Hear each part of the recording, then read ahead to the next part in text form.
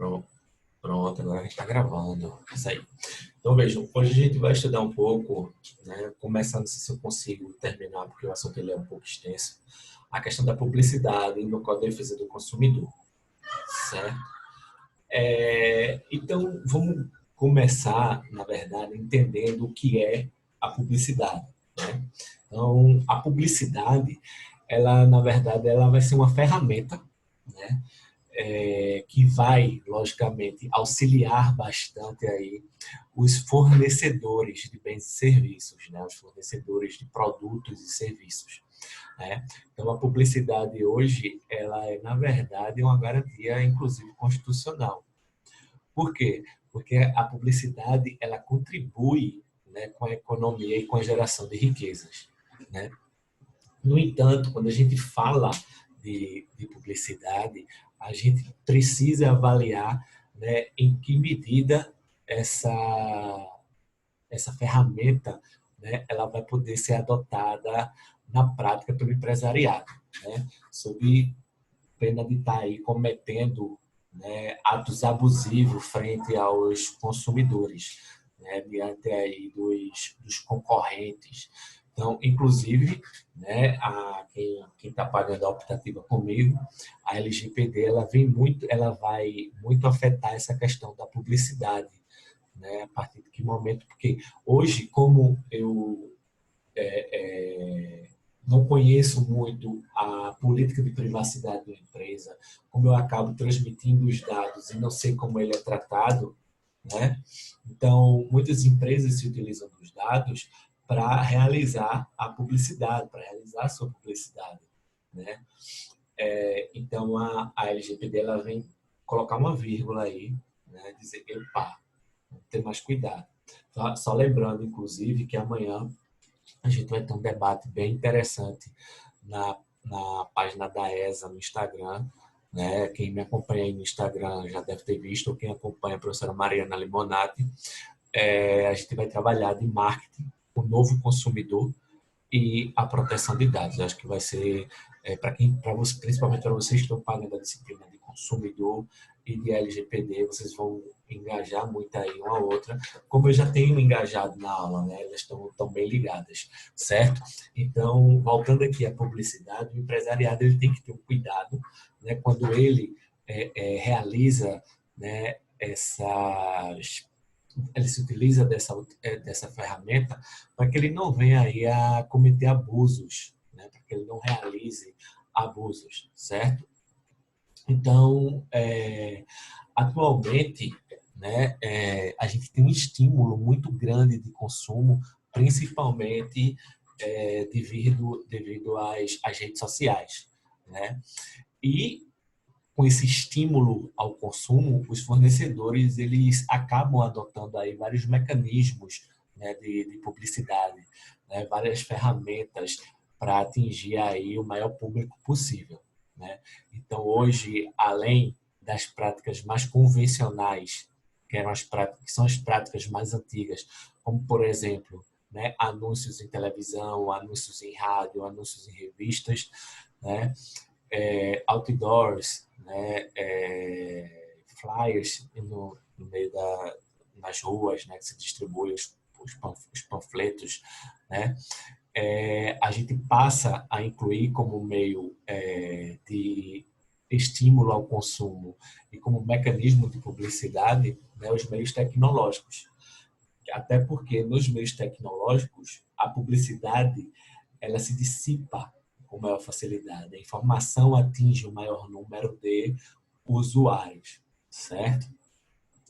Eu me lembro, estava assistindo, acho que foi próximo do Carnaval, aquele The Voice Kids, né? A gente estava em família, aí um garotinho lá que estava cantando, aí fez assim, posso anunciar aqui meu Instagram? Pode. Aí o apresentador disse, pode. Aí ele anunciou o Instagram dele, aí minha irmã estava acompanhando, aí minha irmã fez, olha para isso, ele tinha 1.000 seguidores, só em ele anunciar, né, na televisão, ele já está agora com 10 mil, daqui a pouco 30 mil, esse número de seguidores dele foi crescendo de uma maneira desarrazoada, né? Então, por quê? porque a tecnologia ela se tornou, né, uma ferramenta de facilidade de informação aí aos usuários em um curto prazo, né? Então, todos os sujeitos que todos os indivíduos, na verdade, né, todos os sujeitos à publicidade, sejam eles identificáveis ou não, né, estão acobertados aí pela legislação consumerista, né, podendo adotar, né, essa proteção consumerista quando se sentir lesado com determinada prática de publicidade, com determinada prática publicitária, certo?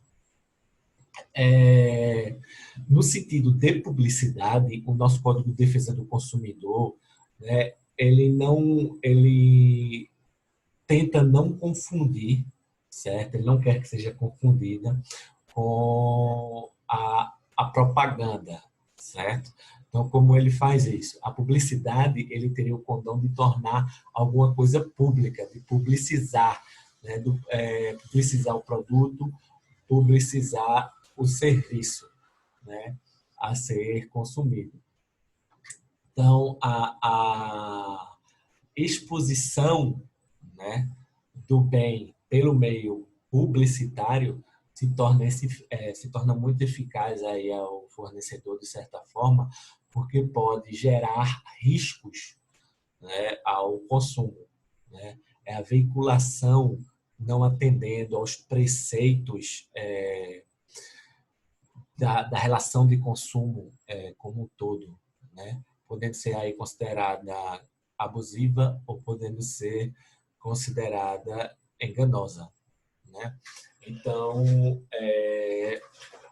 a publicidade, na verdade, né, é o meio, tá? Ele é o meio de gerar, desculpa, é o meio, né, de veicular, né, determinado produto, determinado serviço. Então, eu posso fazer isso de várias maneiras, inclusive através da propaganda, né, do produto ou do serviço. Então, ele não restringe a propaganda comercial, certo? A publicidade ela é mais ampla, a propaganda ela é restrita, certo?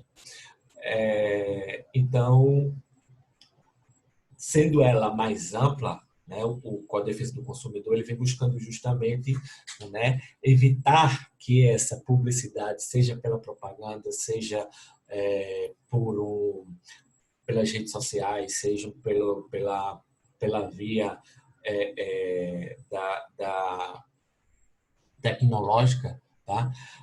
Ela não possa ser realizada nem de forma abusiva, nem de forma enganosa. Tá? O que seria a publicidade abusiva? Certo? A publicidade abusiva é aquela que é tida como discriminatória. Tá? Então, a publicidade abusiva ela é aquela que discrimina, que incita a violência, que explora o medo, a superstição, né? Que aproveita da deficiência de julgamento, da experiência, né? Como é no caso das crianças, que desrespeita valores ambientais, certo? Que, na verdade, ela pode induzir o comportamento prejudicial ou perigoso à saúde ou à segurança do indivíduo. Né? Ela é aquela que pode causar mal à segurança ou à saúde do indivíduo. Esse conceito vai estar lá no artigo 37, parágrafo 2º do CDC. Já a propaganda enganosa, tá? Ela vai ser conceituada lá no CDC como qualquer modalidade de informação ou comunicação, né, de caráter publicitário, né, inteira ou parcialmente falsa, ela não precisa ser inteiramente falsa, certo? Até mesmo pela própria omissão, sendo capaz aí de induzir, né, a erro o consumidor a respeito da natureza, da característica, da qualidade, da quantidade, né, da propriedade em geral aí da origem do preço, né, e outros dados aí a respeito do produto ou do serviço. Por exemplo, né, é muito comum a gente ver em uma loja aquela demonstração do preço. Quando a gente olha até o preço assim, R$ 80, né? Poxa, um produto desse, né, que deveria custar R$ 800, está por 80, aí vai estar lá bem menorzinho, né? Preço total 800 em 10 vezes de 80. Então, essa propaganda ela seria enganosa, né? Porque ela lhe dá a falsa impressão de que o produto seria R$ 80. Então, se você quer chamar a atenção da parcela de R$ 80, que você destaque o nome parcela, que você destaque o nome 10 vezes, tá? Aí sim, né, você não estaria induzindo o consumidor ao erro, certo?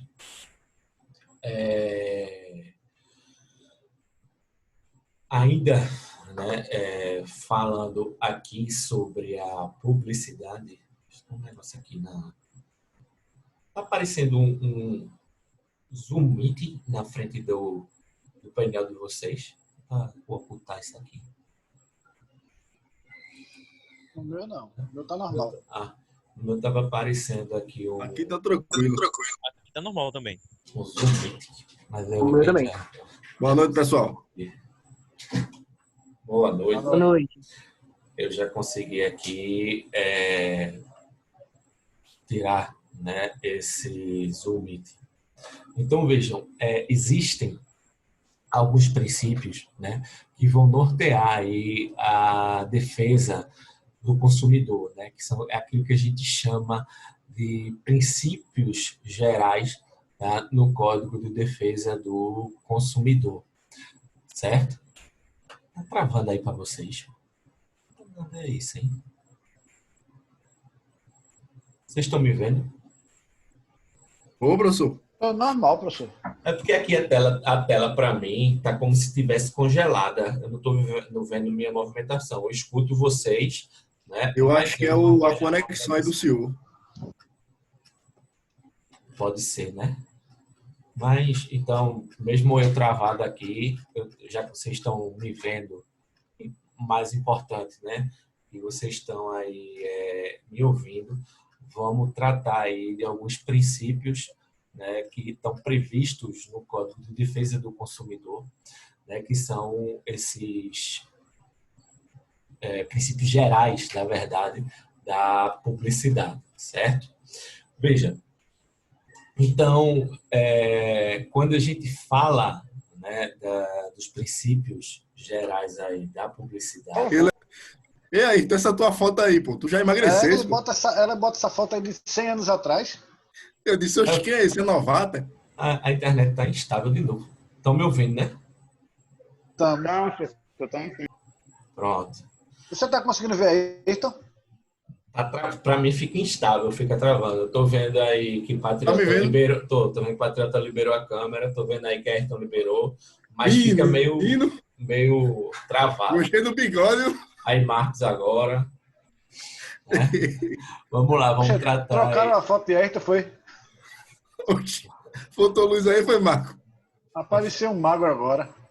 Acho que é o irmão dele magro. Vamos voltar aqui aos princípios. Não Tá? é que eu tô no canto de cada sala, pô. A sala tá pra lá, eu tô no cantinho. Bora voltar aqui. Primeiro, né, vamos tratar do princípio de identificação da publicidade. Esse princípio de identificação da publicidade ele vai ser tratado lá no artigo 36, né, do Código de Defesa do Consumidor, dizendo que a publicidade ela deve ser veiculada de tal forma que o consumidor fácil e imediatamente a identifique como tal.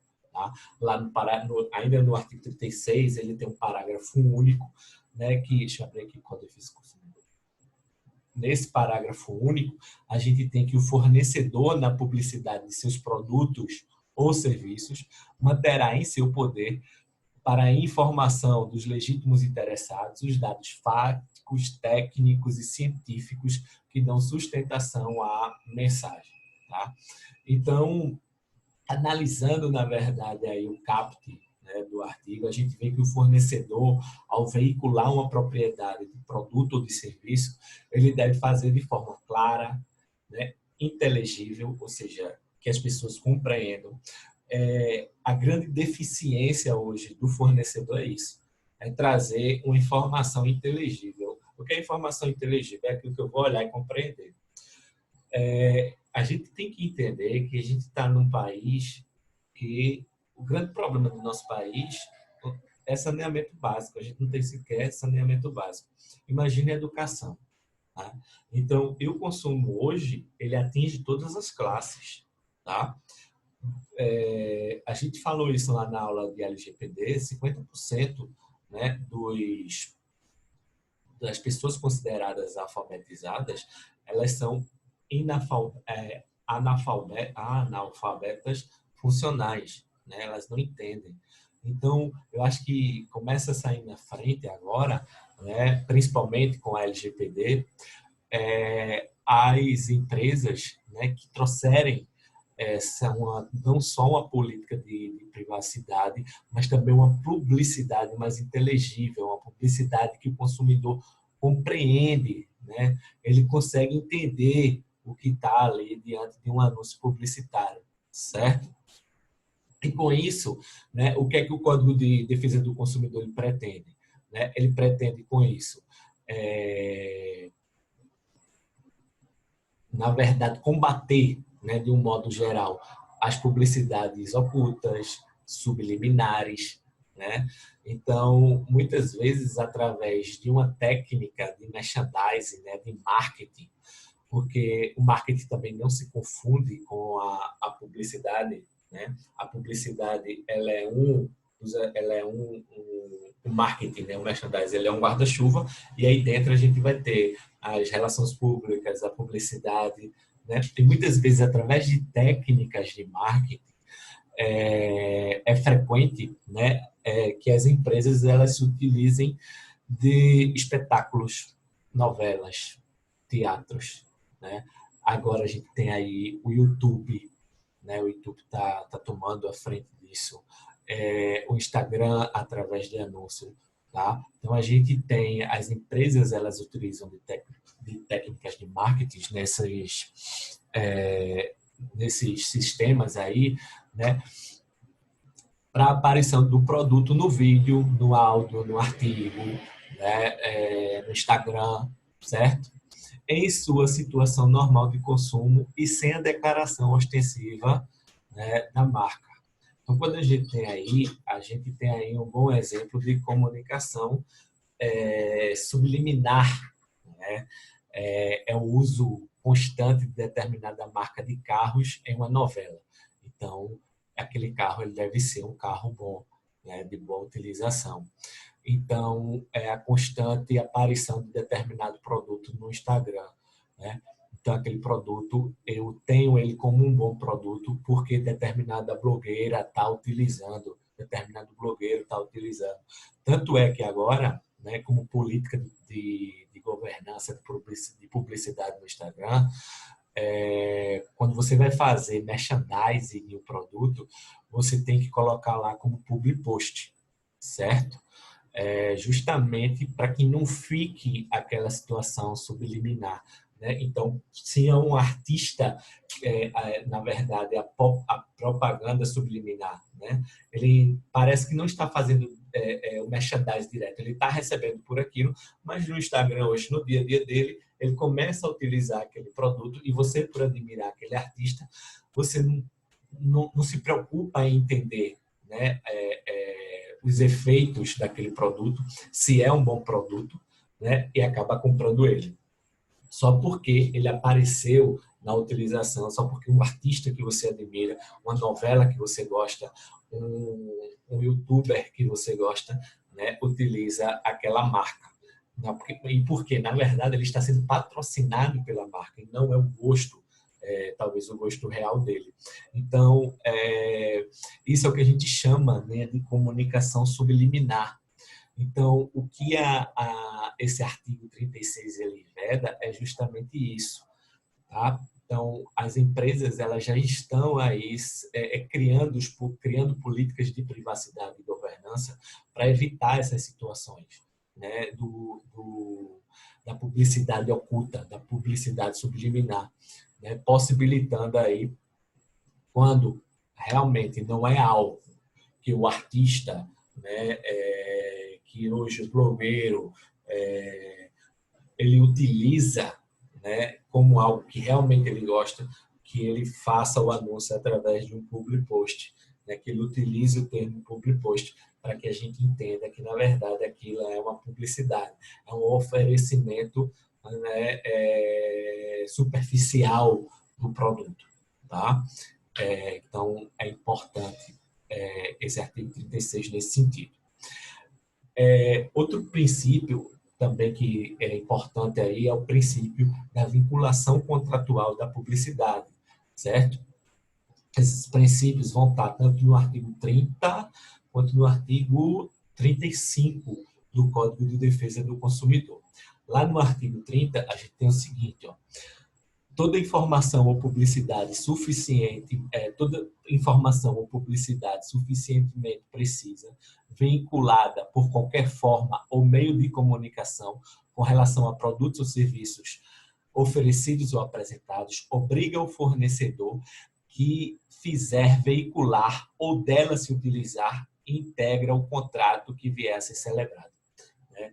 Então, a publicidade, ainda que, né, se ela está oferecendo algo e lá no contrato de adesão não existe a cláusula do que ela ofereceu na publicidade, tá? Basta que você tenha a prova do que foi publicizado, né, e aquilo vai aderir ao seu contrato de adesão. Ele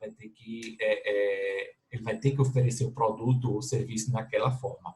Tá? Então, o que a gente vê aí é a publicidade, né, atuando no plano contratual das relações de consumo, certo?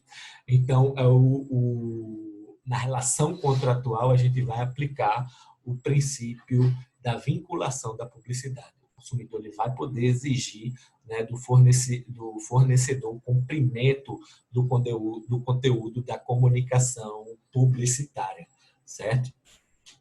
Então, a publicidade ela acaba se tornando aí o que a gente chama de um verdadeiro negócio jurídico unilateral, à medida de que ela obriga o fornecedor a cumprir a promessa que ele realizou, né? A promessa que ele difundiu, certo?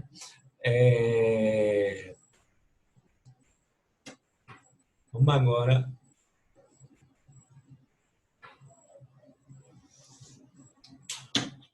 para o princípio da veracidade da publicidade, certo?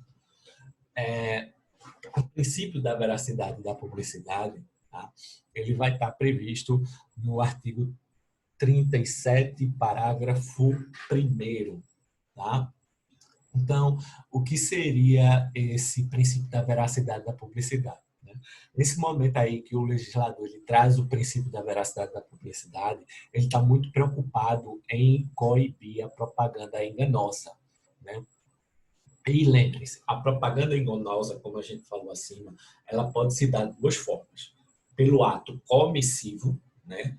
Então, que é o ato, eu vou, né, fazer algo, eu vou trazer elementos, ou pelo ato omissivo, né? Aquilo que eu omito. Tá? Então, na propaganda enganosa, por comissão, né, por algo ativo, certo? O fornecedor no ato comissivo, desculpa, o fornecedor, seja do produto ou do serviço, ele afirma que esse produto ou esse serviço, ele é capaz disso. Então, ele induz o consumidor ao erro, dizendo, né, algo que realmente não é verdadeiro. Já na forma omissiva, tá, a gente tem que o fornecedor, né, do produto ou do serviço, ele vai deixar de afirmar o que é relevante, né, e também induzindo aí o consumidor ao erro, né? É possível, quando a gente está falando desse princípio, né, quanto à extensão da publicidade, ela seja parcialmente enganosa, né? Quando é que ela é parcialmente enganosa? Quando eu vou ter apenas alguns elementos falsos e outros verdadeiros do que foi publicizado, certo? Mas lembrem-se que, como eu disse lá em cima, a publicidade ela pode ser total ou parcialmente, né, enganosa. Então, o fato de só trazer alguns elementos falsos não vai descaracterizar a publicidade como enganosa, certo? Já no aspecto subjetivo,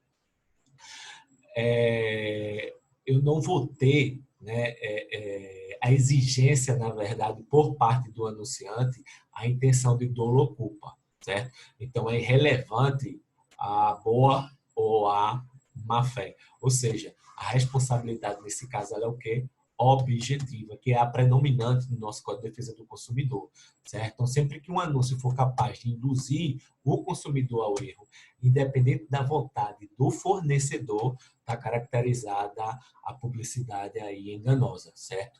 E justifica, né, porque ela é o quê? Objetiva, né? Então, a gente tem aí, na grande maioria das vezes, essa responsabilidade objetiva como proteção ao consumidor, certo?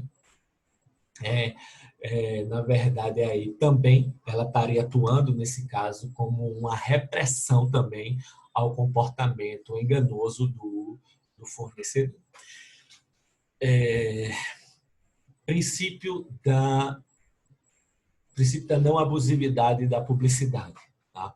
Então, se a gente for aqui agora no artigo 37, parágrafo 2º, né, a gente vai ter o princípio da não abusividade da publicidade. Então, esse princípio ele visa aí proibir, né, qualquer forma de publicidade discriminatória, violenta, que desperte o medo ou a superstição, né, que aproveite da deficiência da criança, né, da experiência da criança, que atinja valores ambientais, né, que seja capaz de induzir o computador a comportamentos de forma prejudicial ou perigosa à sua segurança. Tá? Na verdade, esse parágrafo 2º do artigo 37, quando ele traz o princípio da não abusividade, ele não é taxativo. Tá? Ele não é taxativo. Até porque ele utiliza a palavra entre outras. Tá? Então, não confunda, tá? Isso vai para você, Eduardo. Não confunda, tá? O que está taxado lá no artigo 37, parágrafo 2º. Isso, o rol taxativo com exemplificativo, né? É isso? Ele é meramente exemplificativo. Certo, eu lembrei agora também, certo. Então, justamente quando ele fala ali, né, dentre outros, então está muito transparente ali, né, que o elenco da publicidade abusiva ele não vai ser apenas o que ela traz, que o parágrafo 2º do artigo 37 ele traz como exemplificativo. Ou seja, podem existir outras formas de abusividade. Né?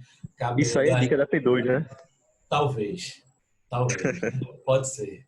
Então, trazendo aí, né, cabendo, na verdade, ao juiz, né, que, na verdade, vai ser o intérprete do caso concreto, adaptar o texto legal à prática do mercado, para entender se realmente houve ali uma abusividade, certo? Se aquela publicidade, né, ela foi discriminatória quanto à dignidade de raça, ao sexo, à condição social, à nacionalidade, à convicção política, à convicção religiosa. Lembrando dos dados sensíveis que a gente estuda lá na LGPD, é exatamente isso.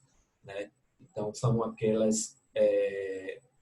algo, né, ligado a um elemento mais íntimo do sujeito. Eu não sei se vocês ficaram sabendo, que me deixou até um pouco assustado a propaganda.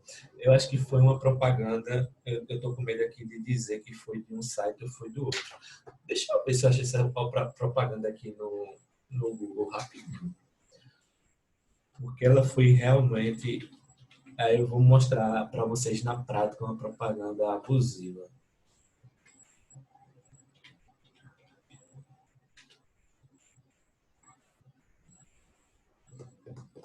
Eu acho que foi de um... Eu não quero dizer com certeza, mas eu acho que foi de um site de concurso.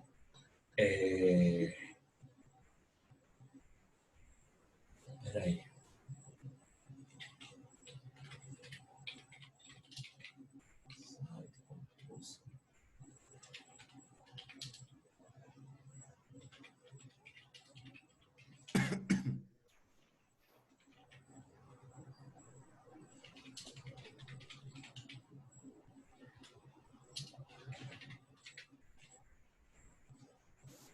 Deixa eu ver aqui se eu acho rapidinho.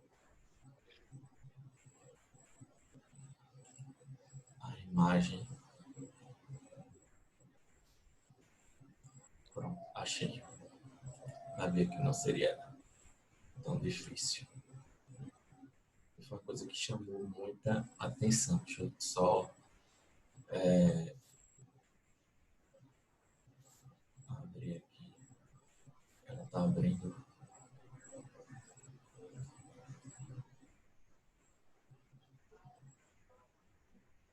Não sei se vocês chegaram a ver essa imagem. Deixa eu compartilhar aqui.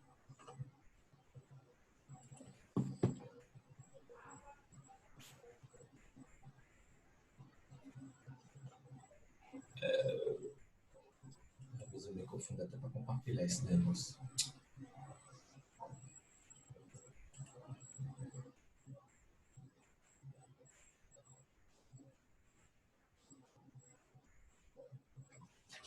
Acho que travou de novo. Vocês estão me ouvindo ou estão me vendo? Estão vendo a imagem?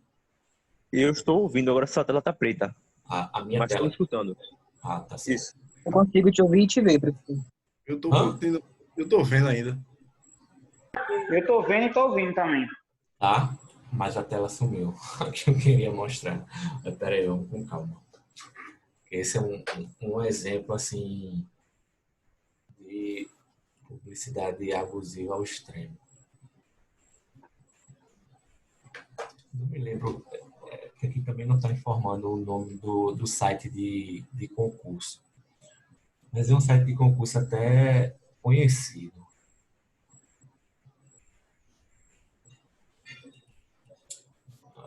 Se o computador ajudasse, seria interessante.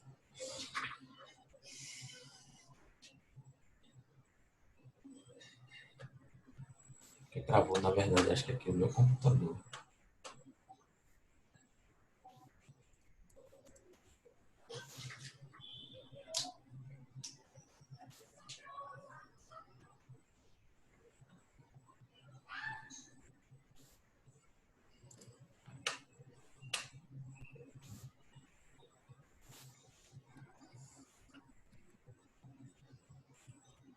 Caramba. Vou fechar isso aqui e começar de novo.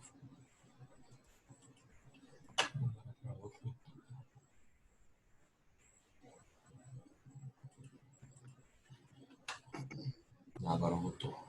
Agora travou. É complicado aqui, peraí, só um minutinho, gente. Vou tentar. É porque Bruno e tecnologia é meio complicado. Ah, tá, acho que agora eu consigo.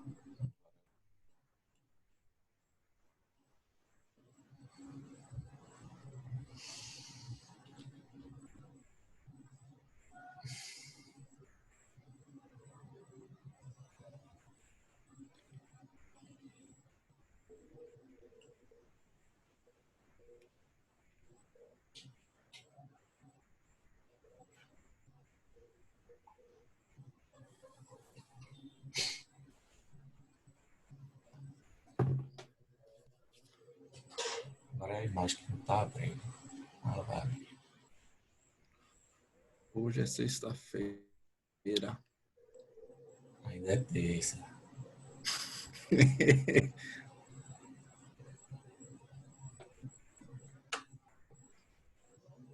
Eita, Jesus. Oxi. A imagem. Bora, Marco. Pronto, acho que agora. Porque o site. Acho que minha internet hoje realmente não está muito boa, não. A Vivo não está muito.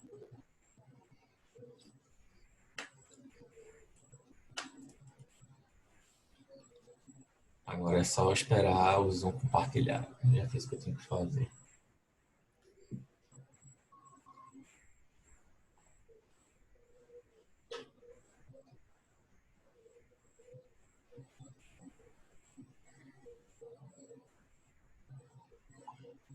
Vocês lembram um site de concurso que é uma corujinha? Estratégia. Qual foi esse site mesmo? Exatamente isso. Pancada. Vamos ver aí a imagem, Eita. né? Então, a propaganda desse estratégia foi justamente isso. Ó, Tinha visto, eu cenas, recebi esse. tá? Eu vi essa notícia do- Homens negros, né? E os homens negros são examinadores da CESP. E a concurseira é uma loira branca sendo carregada. O que é que isso quer dizer, né? Eu vou ser bem Que claro é e que bota objetivo. pra torar, mano. Né? Aí fazendo referência, inclusive, ao tamanho do que vai chegar para ela, que vai ser complicado, né? Então é isso. Psicologia. O que ele É o quê? É o quer quê? é justamente isso, né? Então, é dizer que a examinadora ela vai lhe arrombar, né? E vai mesmo. Então, é isso que a gente vê. Veja que propaganda é altamente, né, discriminatória, Ofensivo. ofensiva, né? Ela acaba ofendendo, certo? Então, aí, esse é um exemplo, né, de propaganda abusiva, né, de uma propaganda que realmente está em total desacordo com o CPC, certo? Então, quando a gente fala em propaganda, né, a gente tenta evitar que as propagandas ela mostrem violência, seja entre homens, seja entre mulheres, seja entre homens e animais, certo? Ou até violência em relação a bens, né, ao patrimônio, seja público ou privado, à saúde. Então, teve uma época aí, eu não sei nem se é permitida aí, né? Teve uma época aí que propaganda de cigarro, né? Ela não podia, ela tinha um horário, né, para ser, ela tinha um horário para poder ser publicizada, né, a propaganda de cigarro, tá? Então, novelas, né, elas não podem fazer publicidade de cigarro, né? Então, a gente vê aí como seria, né, uma propaganda abusiva, porque estaria atingindo a saúde, né? Teve uma propaganda em São Paulo em relação a crianças, né? Que elas criaram uma superstição em relação às crianças. Então, as crianças começaram a dizer o seguinte, que elas começaram a pedir o produto aos pais, porque se elas não tivessem aquele produto, né, ia acontecer algo de ruim com elas. As crianças estavam assustadas, né? Então, veja que essa propaganda, essa publicidade, ela explora, né, medo, superstição, né? E ela traz uma mensagem aterrorizadora. Estão ouvindo aí que a chuva começou a bater aqui? Estão ouvindo bem? Tô vendo, tô vendo. Então, é a propaganda abusiva, certo? Também temos o princípio, tá, da inversão do ônus da prova. Apesar de a gente ter, né, isso já no artigo 6º, inciso 8º, lá do CDC, o artigo 38, né, ele traz um reconhecimento aí ao privilégios da vulnerabilidade do consumidor em relação à publicidade, tá? Então, ele traz aí como um princípio básico, né, a facilitação da defesa do consumidor em juízo. Então, nesse caso aí, cabe ao consumidor demonstrar que essa publicidade ela foi vinculada dentro dos princípios, né, dentro das regras do CDC, certo? Também o princípio da transparência. O que seria o princípio da transparência, né? O princípio da transparência ele traz aí, logicamente, um dever anexo, né, de veracidade, né, que é um dever anexo da boa-fé objetiva, certo? Então, a publicidade, né, ela tem que constituir, na verdade é uma oferta, certo? Que traz o princípio da vinculação contratual da publicidade, né? Devidamente expresso aí no artigo 31. Então, vejam aí o artigo 31. A oferta de apresentação de produtos ou serviços devem assegurar informações corretas, claras, precisas, ostensivas, em língua portuguesa, sobre suas características, qualidade, quantidade, composição, preço, garantia, prazos de validade e origem, entre outros dados, bem como sobre os riscos que apresentam a saúde e a segurança dos consumidores, certo? Então, veja aí que a gente está tratando de um dever anexo de conduta de informação clara, né, que está previsto na boa-fé objetiva, certo? Então, esse artigo 31, na verdade, ele traz os requisitos da oferta, né, de maneira que o consumidor ele tenha uma ideia precisa do que lhe é oferecido, né? A publicidade, por essa ótica, ela deve conter informações suficientes, né, para esclarecer ao consumidor os elementos, pelo menos elementos básicos, né, que irão fundamentar a eventual formação contratual, tá? Para que esse contrato ele seja seguro e satisfatório, certo? A ausência dessas informações essenciais, ela vai ser interpretada sempre a favor do consumidor, né, contra o fornecedor, aplicando sempre aí o princípio pró-consumerista, tá? O princípio pró-consumidor, já que o consumidor ele é vulnerável nessa relação, tá? Princípio da correção do desvio publicitário, tá? Então, se ocorrer o desvio publicitário de alguma forma de alguma das formas que nós estudamos acima, tá? Cabe a reparação civil, cabe a repreensão administrativa pelo órgão administrativo, que é o PROCON, e cabe a repreensão penal se eu vincular ela em algum crime, né?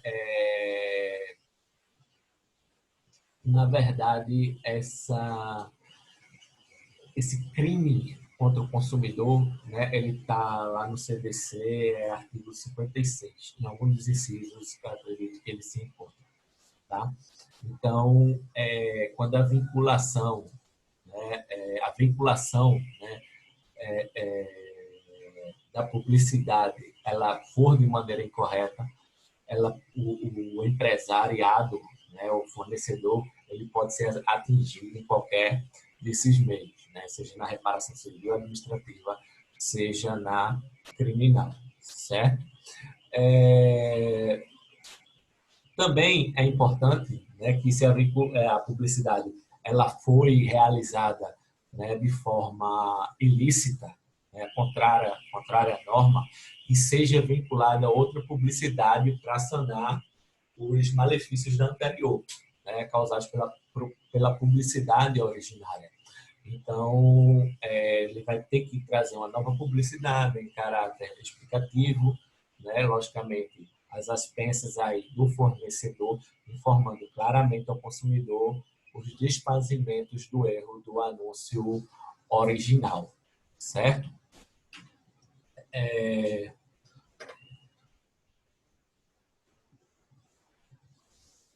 Só para a gente não ficar aqui, né,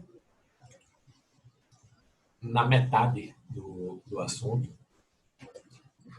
a gente ainda tem aí uns 30 minutinhos de aula, certo? Eu queria adentrar com vocês um pouco no artigo 39 do CDC. Por quê? Porque o artigo 39, ele também traz um rol aí de práticas, né, que seriam consideradas abusivas. Às vezes a gente nem sabe, nem conhece essa prática abusiva nesse artigo 39. Ele é bastante interessante justamente por isso, tá? Ele é interessante porque a gente passa, né, a conhecer, certo, as práticas abusivas da relação de consumo, né? Então, lá no artigo 39, ele vai vedar, né, as seguintes, são algumas práticas, na verdade, deixa eu só ver aqui, são 15, ou 14. Tá? Então, a primeira prática comercial abusiva vedada aí pelo artigo 39 é condicionar o fornecimento de produto ou serviço ao fornecimento de outro produto, bem como, sem justa causa, a limites quantitativos. Então, o que é que a gente tem aí no inciso 1? A famosa venda casada, né? Quando ocorre aí a alienação de outro produto ou serviço, né, que geralmente é comercializado de maneira autônoma, eles são comercializados juntamente, né, com aquilo que foi adquirido originalmente pelo consumidor. Então, a venda casada, ela é proibida, certo? No inciso 2. No inciso 2, a gente tem aí recusar atendimento a demandas dos consumidores na exata medida de suas disponibilidades de estoque e ainda de conformidade com os usos e costumes. Então, vejam, o inciso 2, na verdade, ele está tentando aí proibir a discriminação, né? Seja por raça, cor, sexo, classe social, essas coisas que a gente já sabe. Tá? Então, ele visa coibir a discriminação do consumidor pelo fornecedor. Tá? Se houver um produto disponível à venda, qualquer que seja o produto, né, que disponha dos recursos necessários naturalmente do consumidor para comprar aquele produto, ele deve ser vendido indistintamente. Né? É aquele caso que o vendedor já olha para você meio deslocado, porque acha que você não tem condições de comprar um produto daquela loja. Certo? Então, essa relação, essa recusa, às vezes, ela é abusiva. Às vezes não, ela é abusiva. Certo? No inciso 3, a gente tem aí enviar ou entregar ao consumidor sem solicitação prévia qualquer produto ou fornecer qualquer serviço. Né? Então, o fornecedor não pode enviar nem produto, nem oferecer serviço ao consumidor sem que tenha sido solicitado, gente, certo? E nem fazer, logicamente, a presunção do silêncio como uma aceitação tácita do produto oferecido, certo? Muitas vezes aí você recebe uma amostra grátis de uma revista. Aí na amostra grátis tem dizendo que você vai receber por 6 meses e se você não cancelar, né, nesse período, você estará assinando. Tá? Não, tá? Se eu não pedir, eu não tenho obrigação de cancelar, não. Tá? O STJ, né, inclusive, já reconheceu que gera dano, né, o envio de cartão de crédito sem a solicitação, porque muitas vezes os bancos mandavam cartão de crédito, a pessoa não solicitava aquele cartão, não desbloqueava e entendia que o silêncio, né, a respeito daquele cartão de crédito era uma aceitação e começava a cobrar uma taxa do cartão. Professor, Oi, pode falar. Isso aí se aplica também naquela questão do plano de dados do celular. Por exemplo, você contrata um plano da Oi por R$50. Aí, de repente, de um mês para outro, sobe de 50 para 75, sem você pedir nada. Isso também se aplica nisso? Se aplica. Tá? Então, não houve a solicitação do serviço e o serviço acabou sendo aí disponibilizado sem a solicitação. Né? Então, nisso aí cabe a inversão do ônus da prova, Gustavo, e até, nesse caso, cabe, logicamente, aí ao fornecedor, né, trazer, hoje a tratativa é por áudio, né, por telefone, trazer um áudio ao processo que mostre que você solicitou aquele serviço, né, ampliação do serviço específico, certo? Então, da mesma forma que ele não pode lhe condicionar a aquisição de um serviço, por exemplo, você vai adquirir hoje o serviço tal, pelo preço tal, mas daqui a 6 meses ele vai ampliar. O que é que ele está fazendo? Uma venda casada de serviços. Tá? Quando, a partir do momento que ele condiciona um serviço ao futuro serviço, ele está fazendo uma venda casada. Então, se ele informa, ele está fazendo venda casada. Se ele não informa, né, ele está, no caso aí do inciso 3, né, fornecendo um serviço sem solicitação. Tá? Inciso 4. Lá no inciso 4, ele diz o seguinte. Ó, Bruno, você, por favor, repete o artigo, por favor. É o 39. Tá, obrigado. Tá? No inciso 4, no inciso 4, ele tem, ó, prevalecer-se da fraqueza ou ignorância do consumidor, tendo em vista a sua idade, saúde, conhecimento ou condição para impingir-lhes seus produtos ou serviços. Né? Então, o que é que a gente tem aí? Né? A vedação, a exploração da vulnerabilidade, né, do consumidor pelo fornecedor, né? A promoção de vendas e de seus produtos. Tá? Então, ele sabe que aquela pessoa é ignorante, aquele produto está encalhado, aí ele começa a elogiar o produto, porque ele sabe que aquela pessoa é ignorante em relação a isso. Então, o que aconteceu agora, que está sendo discutido, né, por exemplo, o pastor, esqueci o nome do pastor, como um pastor meio cowboy, que usa um... Vocês sabem, lembra o nome dele? Valdomiro. Pastor Valdomiro. Pastor Valdomiro está vendendo pílula, né, que salva, que lhe protege da Covid. E salve a fé, irmão. Tá vendendo feijão também. Feijão também é. Ele também. vende água, ele vende água. Ele tá vendendo mais coisa do que o Santa Cruz. Saquinho de feijão é R$100, o pequenininho. Para você botar um grão dentro do seu feijão e ficar curado da coronavírus. Léo Mercadinho. Ele vai vender caixa de ovo e bolo de rosto. Olha, eu sei que ele traz água, né, de Jerusalém, que é a água do imóvel. Ele tem talão de... Se você pagar o talão dele, anualmente, você vai conseguir um imóvel. Então, veja, né, o que é que a gente tem aí? A gente tem aí essa questão da exploração da vulnerabilidade do ser humano, mas utilizando-se do que? Do dogma religioso. Aí, gente, há uma briga constitucional nesse sentido, né? Que eu não posso discutir a fé e as maneiras como cada um ele vai exercer a sua fé. Né? É vedada ao Estado, né, essa situação, logicamente, desde que não seja um ilícito criminal. Né? Não estavam querendo tributar a igreja dele e de Edir Macedo pelo fato de ter muita grana? Pois é, né?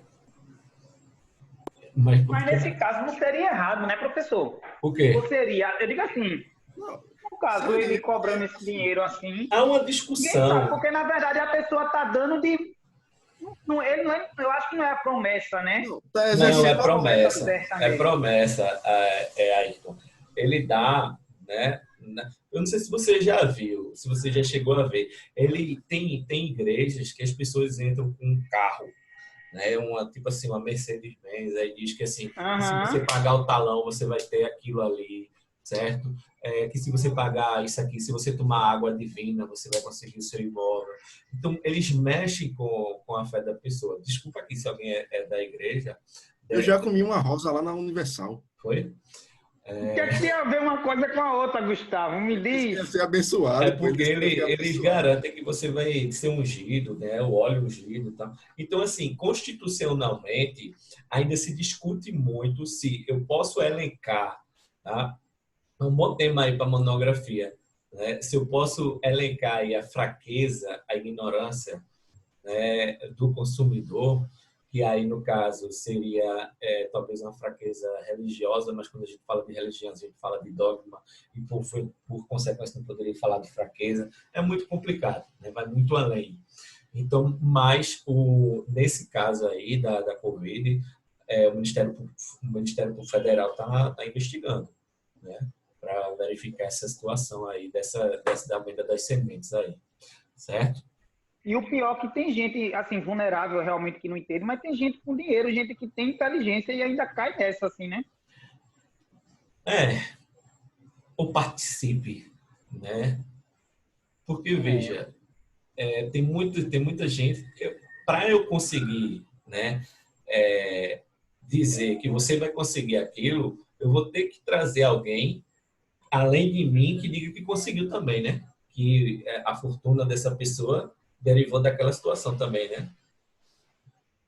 É muito complexo a questão, né? Quando a gente trata de questão religiosa. E, assim, eu falei um pouco aqui, eu não gosto nem de adentrar nesse assunto de fé, que acho que cada um tem a sua. Se você acha que a semente vai lhe Acho que é salvar, bem subjetivo esse assunto. se você acha que a semente vai lhe salvar, compre um quilo de feijão. Se você acha que o óleo vai lhe ungir, compre o óleo, né? O que importa Se é a ele sua bota para fé. vender o feijão e o povo compra, é porque É, né? Mas é É porque igual o bolo de rolo de Santa Cruz. Qual era a diferença, professor, do bolo de rolo normal para o bolo de rolo de Santa Cruz, para ser vendido mais caro? Me diga. Porque ali não tinha fé, não. Era olha, oferta. na do Santa Cruz, certo? Eu vou entrar justamente agora no inciso 5º. Porque no inciso 5º ele bota exigir do consumidor vantagem manifestamente excessiva, né? Então, isso aí também é vedado, né? O fornecedor, o fornecedor, ele vem a oferir vantagem econômica, né? Vantagem aí excessiva, em detrimento do consumidor, que é a parte mais frágil da relação, né? Então, na verdade, eu tento aí evitar o enriquecimento ilícito, o enriquecimento sem causa. Mas deixa eu dizer uma coisa a vocês: comprem os ovos do Santa Cruz, comprem o bolo de rolo do Santa Cruz, o parte do gramado, parte da grama, o que ele estiver vendendo, tá? Porque eu tenho uma ação contra o Santa Cruz que eu tento até hoje, meu amigo, executar essa ação e esse dinheiro não sai, né? E eu querendo muito esse dinheiro, meu cliente querendo esse dinheiro. Eu acho que se alguém ganhar, é seus filhos, vão, porque o Santa Cruz vai pagar alguém. Pois é difícil, está complicado, né? A gente fez um acordo, Santa Cruz não cumpriu. Então, Isso, no assim, mínimo, isso aí é torcedor do esporte, porque só tá falando isso. eu sou torcedor do esporte, lógico. Somos a nação. Pois é, certo? Então, eu sou assim, tricolor. Devo, Então- não nego, para quando puder. Então, Marco, compre o bolo de rolo, viu? Compre pedaço da grama, compre o ovo, compre o que passar. Ed certo? Macedo tá fazendo culto lá, tá pagando. Ed Qualquer Macedo dia tá desse eu fazendo vou culto mandar, lá, eu tá vou mandar pagando. penhorar esses bolos de rolo lá. E o ovo, para ver se sai algum dinheiro. Dava pra gente Certo? montar uma igreja. Pelo menos pode não ganhar em dinheiro, mas pelo menos leva alguma coisa, né, professor? Exatamente, Oi? né? Pronto, minha filha é viciada em bolo, pelo menos bolo de rolo não vai faltar aqui em casa. Vamos lá, continuando. No inciso Não tem mais bolo de 6, rolo, não. Acabou. no inciso 6, né, ele fala em executar serviços sem a prévia elaboração do orçamento e autorização expressa do consumidor, salvadas, né, as decorrentes de práticas anteriores entre as partes. Então, veja, eu tenho aí, né, o objetivo, o legislador, na verdade, ele traz aí o objetivo de impedir o fornecedor, na verdade, de realizar determinado serviço, de fornecer algum produto, sem que antes haja sido realizada uma estimativa de gasto, né, uma estimativa de valores, certo? Caso contrário, o contratante, né, ele ficaria à mercê do arbítrio do contratado, né, do livre querer do contratado, seria fonte de grande injustiça. Então, você deixa lá seu carro na oficina para ele ver determinado defeito, quando você volta, não, já consertei, né, tá tranquilo, você me deve tanto. E que é isso, né? Preciso de um orçamento, preciso entender o que aconteceu, quais são os produtos que vão ser trocados, tá? Então, temos aí isso no inciso 6. No inciso 7, ele fala de informações. Então, repassar informações depreciativas referente ao ato praticado pelo consumidor no exercício de seus direitos. Então, ele vai impedir, na verdade, o legislador aí, ele vai estar impedindo a divulgação, né, de maneira depreciativa de informações referentes ao consumidor, tá? Como, por exemplo, divulgar que tal consumidor está inadimplente com alguma obrigação, né? Que a gente vai estudar isso na próxima aula, que é a cobrança vexatória, certo? Então, ele tem que ter muito cuidado com as informações que eles vão repassar e, mais uma vez, aí a LGPD vai estar aí para dar, né, trazer essa vírgula do tratamento de informações do consumidor, tá? Inciso 8. Colocar no mercado de consumo qualquer produto ou qualquer serviço em desacordo com as normas expedidas pelos órgãos oficiais competentes ou, se normas específicas não existirem, pela Associação Brasileira de Normas Técnicas, né, a BNT, outra credenciada pelo Conselho de Meteorologia e Normalização e Qualidade Industrial, famoso Metro. Meu amigo, veja, que trabalha, comerciante, que trabalha com a venda de varejo, né? De produto, principalmente de produto eletrônico. O que sofre com fiscal do Inmetro, não é brincadeira não. Né? Então, às vezes o cara está até certo e ele tenta ali arrumar defeito para garantir uma multinha. Tá? Então, aí a gente tem, né, na verdade, o legislador ele acaba pregoando que os produtos, os serviços, né, postos em circulação, postos no mercado, né, ele tem que estritamente, de forma estrita, aí, obedecer às normas técnicas, né, dos órgãos oficiais. Tá? Tem que estar sempre atento a isso, certo? E vocês vão ter que estar atento a isso, né? As normas técnicas quando forem fazer o TCC de vocês, né? Só para lembrar aí. Inciso 9. Recusar a venda de bens ou prestações de serviços diretamente a quem se dispõe a adquiri-lo mediante pronto pagamento, ressalvados os casos de intermediação regulados por leis especiais. Né? Então, se o consumidor ele se dispõe a pagar à vista aquilo que está sendo adquirido, o fornecedor ele não pode recusar aceitar o pagamento, né, com o intuito de oferir os juros do parcelamento. Então, ele não pode vincular, na verdade, determinada venda ao pagamento parcelado. Tá? Ele tem que possibilitar o pagamento à vista, certo? No inciso 10, elevar sem justa causa o preço dos produtos ou serviços. A gente sofreu isso, né, com aquela questão, lembra aquela questão dos postos, né, dos combustíveis que não estavam chegando aos postos, né? Então, tem um posto ali mesmo no Pina, todo mundo dizia, nunca mais eu abasteço nesse posto, mas brasileiro tem a memória muito fraca, né? Porque o que é que ele fez? Ele se aproveitou da situação, né, da força maior e colocou o preço da gasolina, meu amigo, lá no alto, né? Oi. Você fez com as farmácias também agora, né? Aumentaram o preço do álcool, Álcool em gel, de exato. vários remédios de tudo. Exatamente. Até o preço do ovo, meu amigo. A caçamba de ovo estava quase R$ 18. Já tá bom Santa Cruz ia pro vender, Santa Cruz professor. vender ovo Bandeja de de ovo novo. também.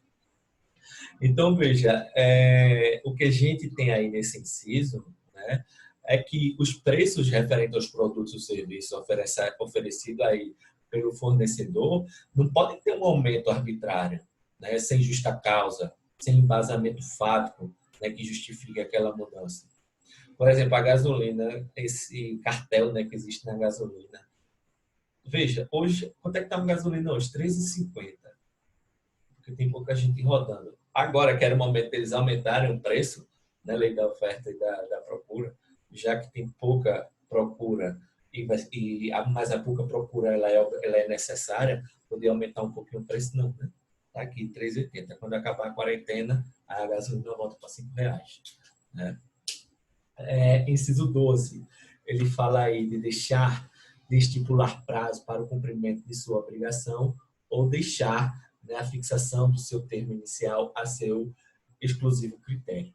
Então, o fornecedor, né, de acordo com esse inciso, ele é obrigado a informar ao consumidor a data e o turno para entrega de produto ou realização de serviços. Tá? Bem como as possíveis datas de pagamento para que o consumidor, como contratante, possa escolher, né, a que ele seja mais conveniente, certo?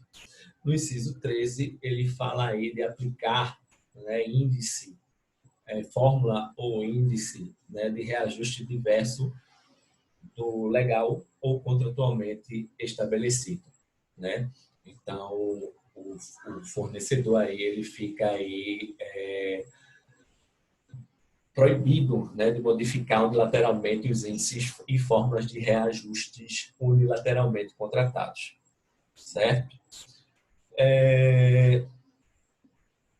Então, essas são regras, né, que acabam aí baseando a defesa do consumidor, né, que disciplina aí práticas abusivas, né? Lembrando que, mais uma vez, a gente não pode tratar esse rol como um rol taxativo, né? Isso depende muito do caso prático. Então, o juiz, ao analisar o caso prático, ele pode entender, né, que, apesar de não constar no rol do artigo 39, aquela prática ela foi abusiva, certo? Sempre pensando aí no consumidor como um consumidor vulnerável, né, como uma parte vulnerável da relação, né? Então, a preocupação do legislador é de trazer exemplos, né, no Código de Defesa do Consumidor, de proteção ao consumidor, né, em algumas técnicas algumas técnicas, na verdade, comerciais, que muitas vezes o fornecedor ele está pautado só na busca aí desenfreada do lucro, né? Ele não tem nenhuma preocupação mínima com o consumidor, né? Logicamente, as medidas repressivas, né? As práticas consumeristas, algumas podem ser criadas por atos normativos, como, por exemplo, pelo PROCON, né? Inclusive como medidas temporárias, tá?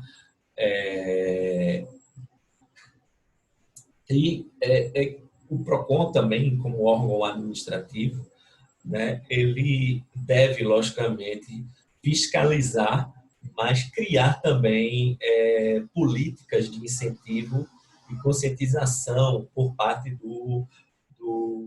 tanto do consumidor quanto do fornecedor, né? Para tentar atingir aí um patamar de igualdade, que a gente sabe que é difícil, mas pelo menos se tenta, certo?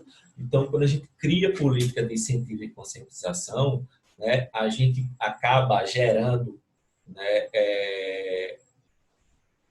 novas práticas culturais equilibradas, certo? E não apenas por imposição legal, né? Não apenas por imposição da lei, né? Mas pelo reconhecimento aí tanto do fornecedor quanto do consumidor, né, da necessidade que um tem do outro, né? O consumidor precisa do fornecedor, o fornecedor ele precisa do consumidor, né? Então é importante que o PROCON ele crie, né, ele desenvolva essas políticas de incentivo e conscientização de que o fornecedor é importante para ele e em relação ao fornecedor é importante para ele.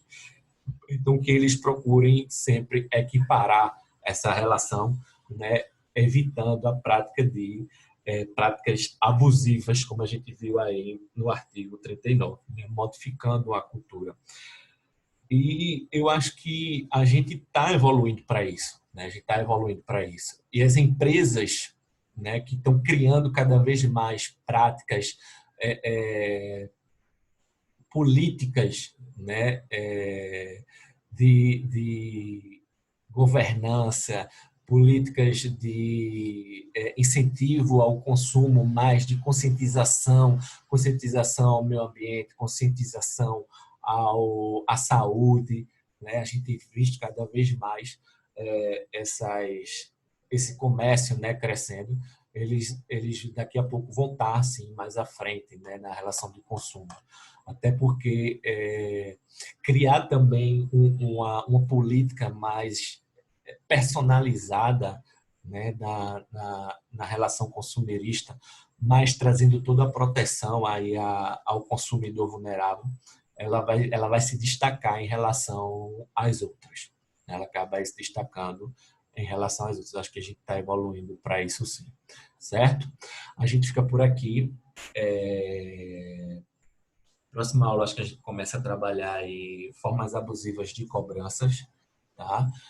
E assim que eu vincular no YouTube, acho que amanhã eu consigo estar com isso vinculado, e eu também vou passar aí um questionário para vocês, certo? A respeito da matéria para fixação. Tranquilo, gente? Alguma pergunta?